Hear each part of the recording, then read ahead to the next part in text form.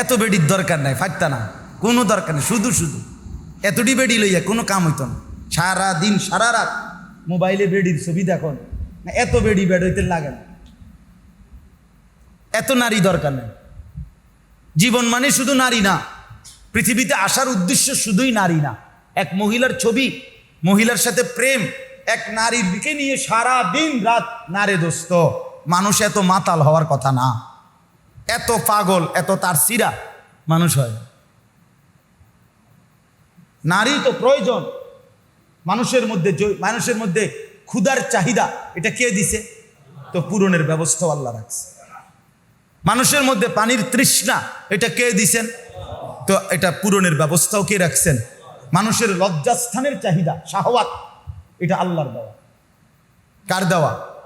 তো এটা পূরণের হালাল পবিত্র ব্যবস্থাও আল্লাহ রেখেছেন।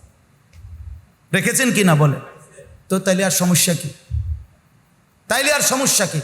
এর জন্য এরকম কুত্তার মতো হয়ে যাওয়ার অর্থটা কি বেটা?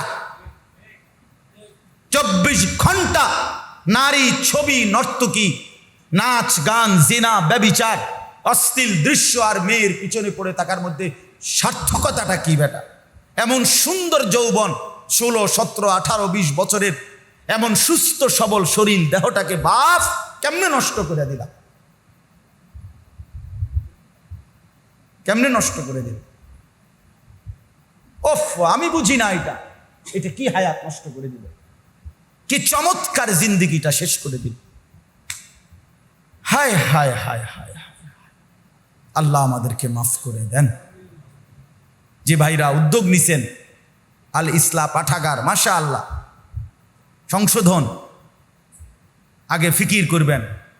শুধু কেবল ফেসবুক, শুধু মোবাইলে ছবি আসলো, ইউটিউবে ছবি আসলো, ফেসবুকে এই করেছেন সেই করেছেন, শুধু এতটুকুতেই খুশি হইবেন না।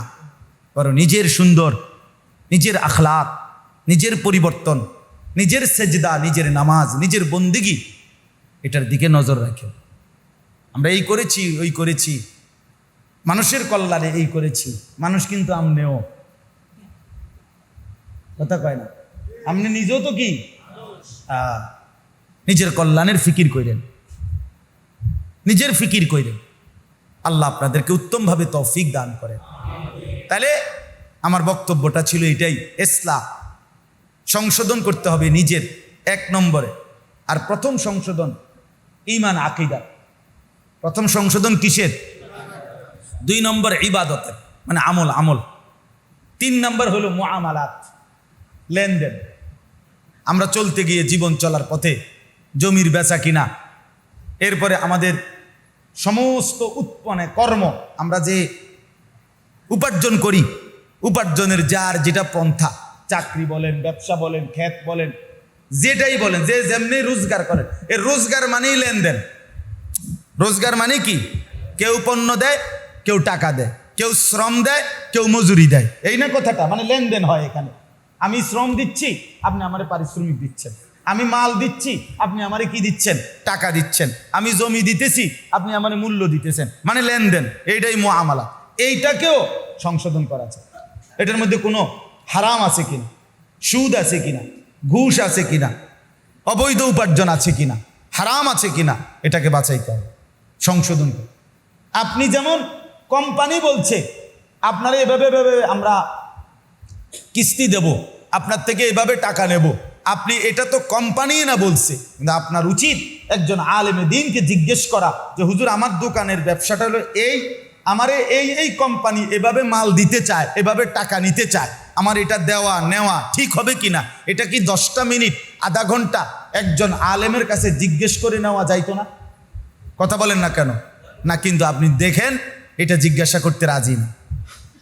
আমার সম্পদের উপরে এটা জিজ্ঞাসা করা উচিত যে আমার লেনদেনটা সহি কিনা। এই যে আমাদের সমাজে যুগ যুগ ধরে বন্ধকের যেই সিস্টেম আজও বদলানো যাচ্ছে না, অথচ এটা 100 যে আধা 30 শতক 20 শতক আধাকানি জমি আমনে আমি দিলাম, আর আমনের থেকে আমি 50,000 টাকা নিছি বা 1 লাখ টাকা দিছি, বিনিময়ে আমনের কাছে আমি 20 শতক জমি কি রাখছি? বন্ধক রাখছি।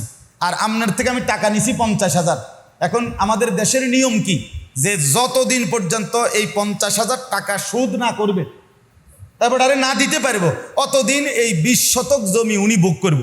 এটা না নিয়ম?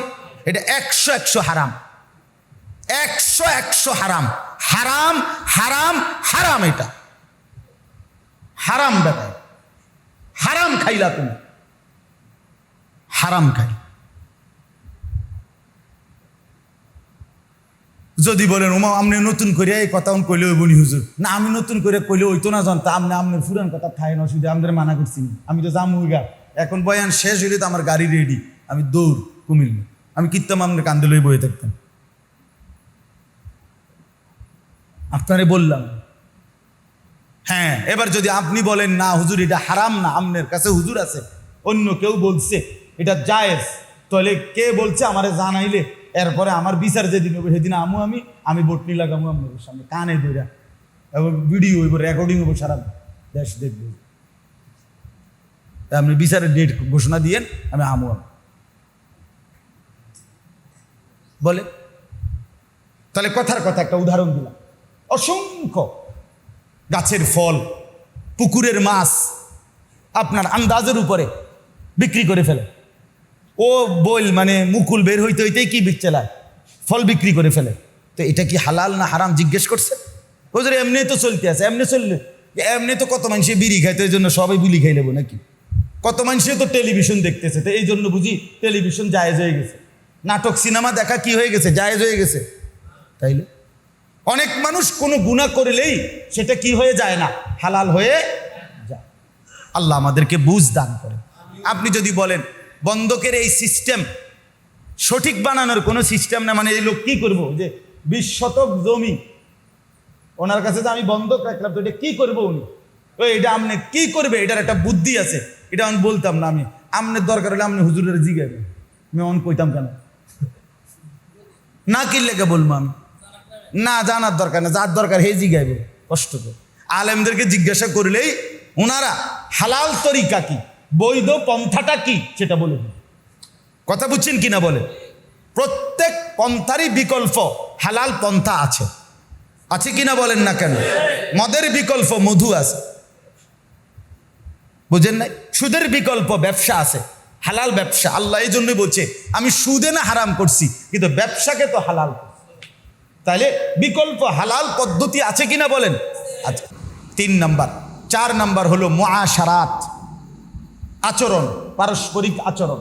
মা বাবা, স্ত্রী, সন্তান, ভাই বোন, চাচা মামা ফুফা খালু, হ্যাঁ, পাড়া মহল্লা প্রতিবেশী, আত্মীয় স্বজন, বন্ধু বান্ধব, চলার পথের পথিক, মুসাফির, এতিম, গরিব, ফকির, মিসকিন, অসহায়, এই সমাজের আমাকে বাদ দিয়ে যত মানুষ, কার সাথে আমার আচরণ কি হবে এটা জানা, এটা ঠিক করা, এইটাও আমার সংশোধনের অংশ।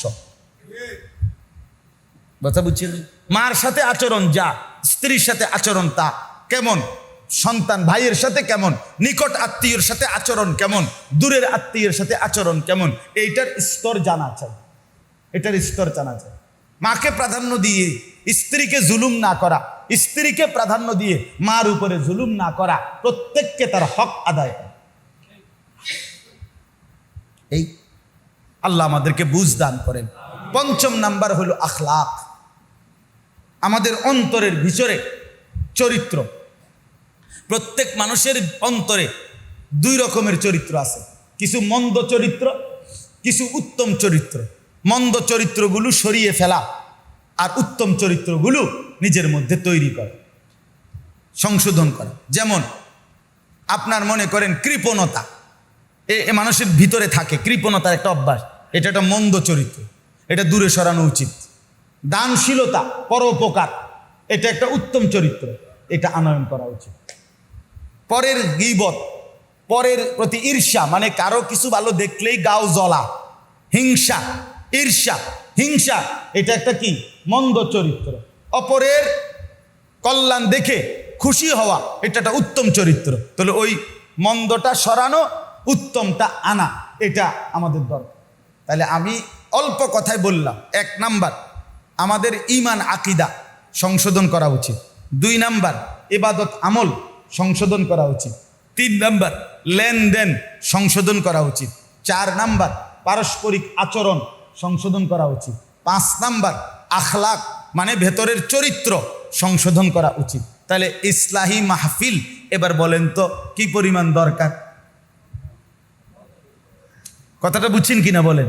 এগুলো একটা একটা করে ধরে ধরে ধীরে ধীরে ঠিক করা দরকার, শোনা দরকার, বুঝা দরকার, সংশোধন করা। এই জন্য আমি অনুরোধ করলাম যেই ভাইরা আলহামদুলিল্লাহ উদ্যোগ নিছেন, আজকের মজলিসও সাজাইছেন এবং আপনারা ভিন্ন আরও আয়োজনও করছেন, আপনাদের এই সব আয়োজনে আল্লাহ তাআলা বরকত দান করেন। আর আপনারা যারা মসজিদের কমিটি আছেন, মসজিদের ইমাম সাহেব, খতিব, মুয়াজ্জিন সাহেব আছেন এবং মহল্লার মুসল্লি আছেন, আপনাদের কাছে অনুরোধ, আলহামদুলিল্লাহ আপনাদের ফেনী সমৃদ্ধ এলাকা, ফেনী জেলা ওলামায়ে কেরামের জেলা, ওলামায়ে কেরামের জেলা, উপযুক্ত আল্লাহওয়ালা মুত্তাকি ফরহেজগার ওলামায়ে কেরাম আলহামদুলিল্লাহ আছে এখানে। এই জন্য আপনারা মাঝে মাঝে 2 মাস পরে পারেন, 3 মাস পরে পারেন, এরকম ইসলাহি মজলিস করার চেষ্টা করবেন। জনপ্রিয়তা কোনো জরুরি না, কোনো বক্তার জনপ্রিয়তা আছে, উনি আইলে কিছু লোক বেশি হইব না, এই জনপ্রিয়তার মোহ এটা ঠিক না। আমার জনপ্রিয়তা মূল মাকসাদ না, সংশোধন মূল মাকসাদ। কথা বুঝছেন কিনা?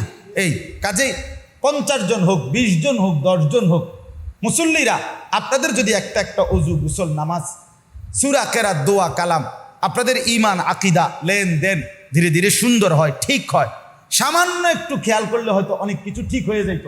কিন্তু আপনি খেয়াল করছেন সেজদার মধ্যে পিছন দিয়ে যদি 2 ঠ্যাং উঠতে যায়, দুনো পাও একসাথে উঠে যায়, নামাজ একেবারেই বাতিল, নামাজ আর হবে না। ওই নামাজ সহু সেজদা দিলে হইতো না, নামাজ এটা একবারে বাতিল। এখন আমি নিজ চোখে দেখছি, আপনারা একটা দিন একটা মসজিদের সেজদার পরে একটা ভিডিও করাইয়া দেখেন যে ফিসি দিয়ে কিতা হয়। কথাটা আমার বুঝছি না, অথচ এটা একটা ছোট্ট বিষয় যে আপনারই না মনে রাখা যে আমার দোনো পাও যেন অবশ্যই মাটির সাথে, ফ্লোরের সাথে কি করে থাকে, লাইগা থাকে। তো এটা যদি আমার কারো যদি এই বেখেয়ালে উঠে যায় সবসময় এই অভ্যাস, তাহলে উনি যে এটা ঠিক করে নাই, তো উনি হাসরের ময়দানে গিয়ে দেখবো ওনার কোনো নামাজ নাই, কিন্তু উনি তো পড়ছিল। কথা বুঝেন নাই আমার? কিন্তু ঠিক করে নাই। তাহলে মুশকিল কিনা বলে? মুশকিল। এরকম অনেক বিষয় আছে। এই জন্য আমি বলবো আপনারা ওলামায়ে কেরামকে দাওয়াত করে এনে মসজিদের ইমাম সাহেব, খতিব সাহেব, ওনাদের বয়ান, এগুলোর দ্বারাও জুমার বয়ান পরিবর্তন শেখার নিয়তে শুনবেন। জুমার নামাজের বয়ান 52 সপ্তাহ জুমার বয়ান হয় 1 বছরে, মানুষের সংশোধনের জন্য যথেষ্ট।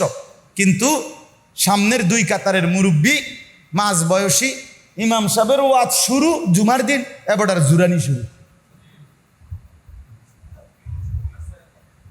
এরকম করে মানে বর্ষি দিয়া মাছ ধরে, বর্ষি দিয়া মাছ ধরে যেমনি এমনি ঠোকরা মারে, এরকম এবার বয়ে বয়ে মাছ ধরে।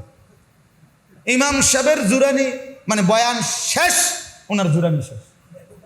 হ্যাঁ, আপনি ওনারে বলবেন চাচা আর জিমাইতেন না, আরে জিমাইলাম হইলে ইমাম সাহেব তো ওয়াজ করে না, এটা ইমাম সাহেবের দোষ। ইমাম সাহেব ওয়াজ বন্ধ করলো কেন? এই জন্য চাচার জুরানি বন্ধ হয়ে গেছে। আর পিছনের ছেলেরা এই ঠেলা ঠেলি, ধাক্কা ধাক্কি, রসিকতা, মোবাইল অথবা দুষ্টমি, ফালতু কথা, আহা।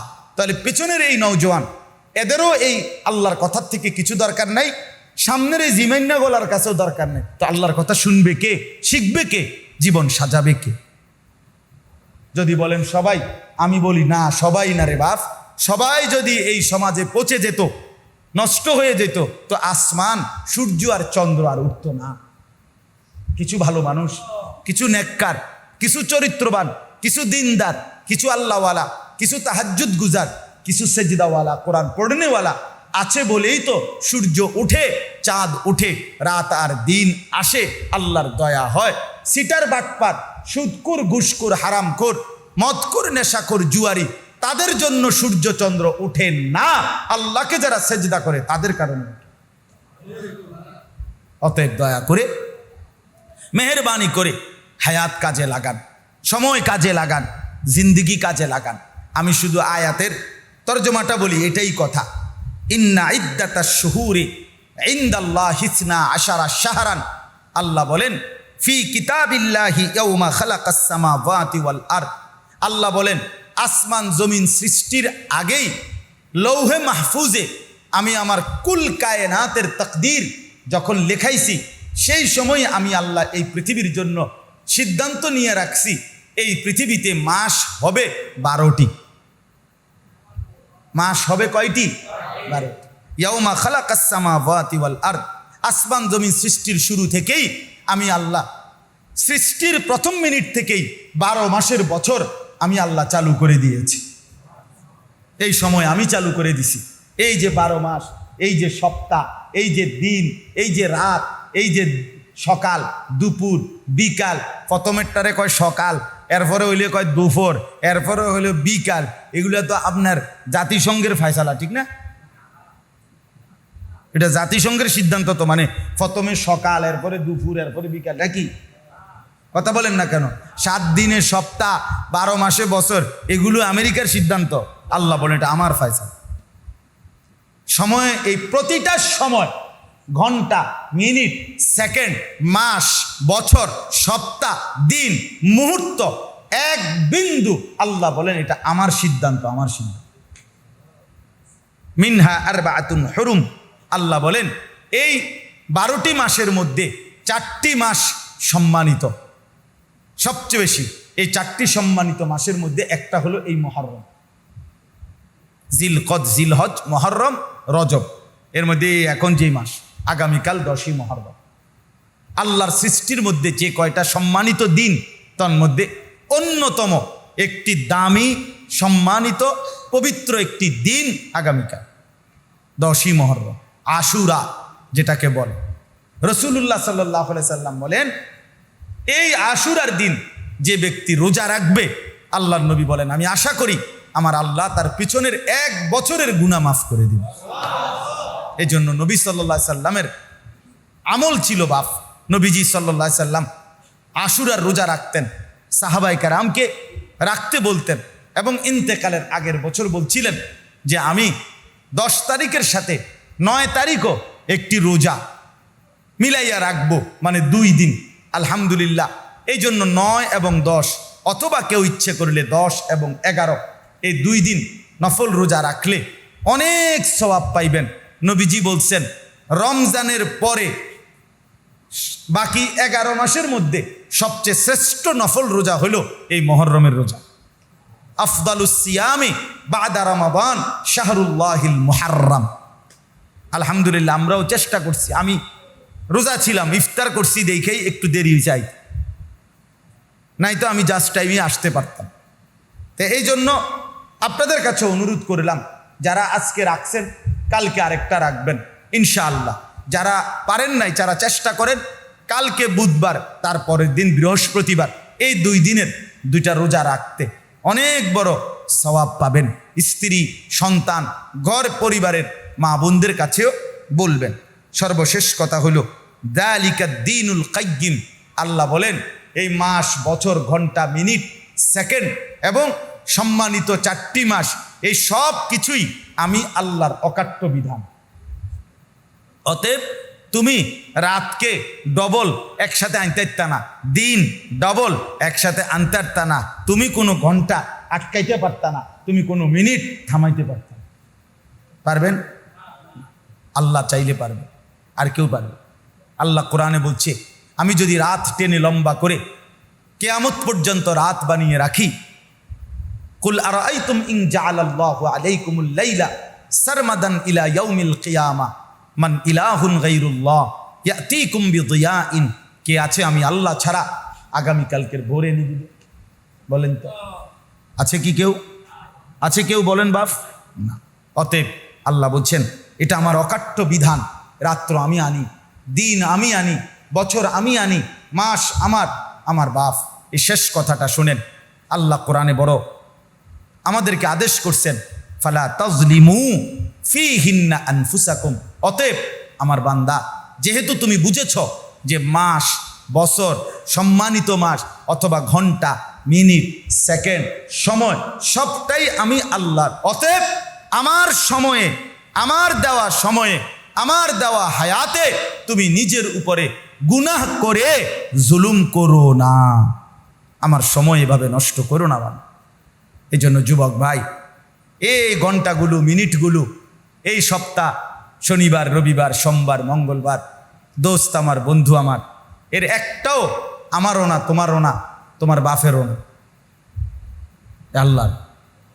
খোদার কসম আল্লাহ বলছেন, বান্দা নিজের উপরে আমার দেওয়া এই সময়গুলোতে গুনার নাফরমানি করে জুলুম করো না।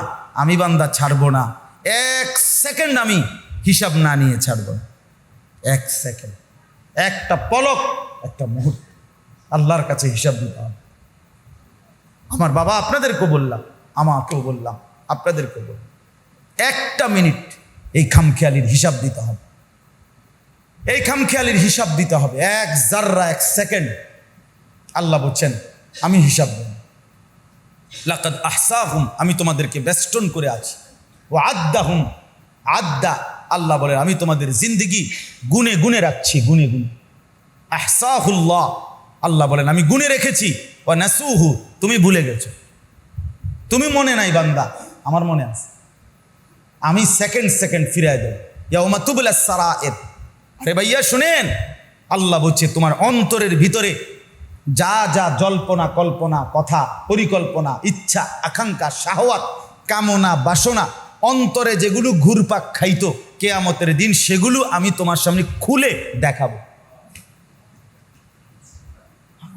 হুসিলা মা ফিস সুদূর, অন্তরের গুলোও দেখাবো, এক সুতা আড়াল হবে না। এই জন্য দয়া করেন, রহম করেন। আমিও আপনিও কষ্ট করে বসছেন, গরমের মধ্যেই বসছেন। যুবক ভাই যে কয়জন বসছেন ভাইয়া, চেহারা সুরত দেখে অনেকেরই মনে হচ্ছে নামাজ পড়েন না। ভাই আমার,